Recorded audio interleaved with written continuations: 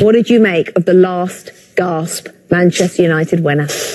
Well, United have unearthed another star, Rebecca, in the mould of those quick, skillful wingers who can become match winners, who know the moment, pick the moment, win against Real Sociedad, winner against Fulham, in a game which was looking like Fulham were going to get a point and then push Manchester United. For all the star names, for all the big internationals, Garnacho has come up with a big moment, and that's a huge 3 points. Erik Ten Hag said this is one of the most important games we'll play this season. He was desperate to get that 3 points to close the gap to the top four. It's funny because the last couple of weeks, you've just started to hear the name Garnacho, whether he's done the winner against Real Sociedad, some assists in midweek in the League Cup. You people are just starting to talk about this young man.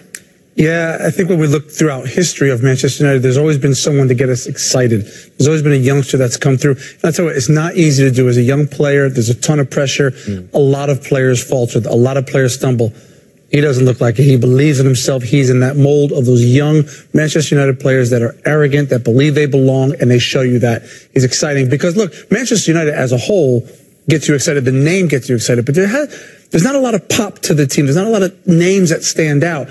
This is really good for this current team. It's really interesting because he replaced Anthony Martial, who was that kid back in the day, who had all this potential. We were all going to say the star. It hasn't quite worked for him. Garnacho looks like he's made of real stuff, and yeah, that's a brilliant finish. A really interesting story. Bruno Fernandes said in the paper a couple of weeks ago that Garnacho used to go out on the field at training at Carrington, Manchester United's training ground, with his laces undone. And he said, no, you're not committed enough to this team. Everything's changed apparently in the last couple of months. No doubt Bruno Fernandes has taken the lead on that.